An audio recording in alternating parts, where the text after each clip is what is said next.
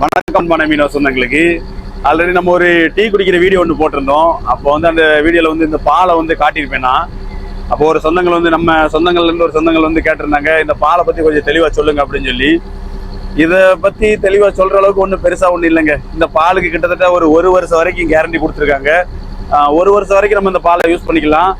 நாங்கள் வந்து ஒரு வருஷத்துக்கு மேலேயும் இந்த பாலை நாங்கள் யூஸ் பண்ணியிருக்கோம். இதில் தான் ஃபுல்லாக நாங்கள் டீ போட்டு குடிக்கிறோம். இந்த பால் வந்து எப்போவுமே திரண்டு போகாதுங்க. இந்த பால் வந்து எப்போவுமே திரண்டு போகாது. டீ குடிக்கிறதுக்கு நல்லா தான் இருக்கும். ஸோ நாங்கள் வந்து ஒரு நாள் டீ, ஒரு நாள் இந்த மாதிரி பூஸ்ட்டையும் போட்டு தான் நாங்கள் இப்போ டீ குடிச்சிட்டு இருக்கோம். இந்த பாலை வந்து ஃப்ரிட்ஜில் தான் வைக்கணும்னு சொல்லி அவசியம் கிடையாது. நமக்கு எந்த இடத்துல இதை வைக்கணும்னு தோணுதோ அந்த இடத்துல நம்ம வச்சுக்கிடலாம், ஸ்டோர் பண்ணி. பால் வந்து கெட்டு போகாதுங்க. முக்கியமாக இன்னொரு விஷயம் என்னென்னா, பால் வந்து திரண்டு போகாது. இந்த பால் வந்து மாட்டு பாலில் இருந்தால் தயாரிக்கிறாங்களா இல்லை பால் பவுடரான்னு சொல்லி எனக்கு தெரியல. எனக்கு தெரிஞ்ச வரைக்கும் நான் சொல்லிட்டேன், அவ்வளோதாங்க. ஆனால் டீ குடிக்கிறதுக்கு ரொம்ப டேஸ்ட்டாக இருக்கும் இந்த டீ.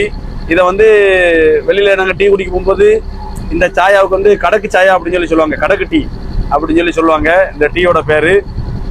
பிடிச்சிருந்தால் லைக் பண்ணுங்கள். தேங்க்யூ.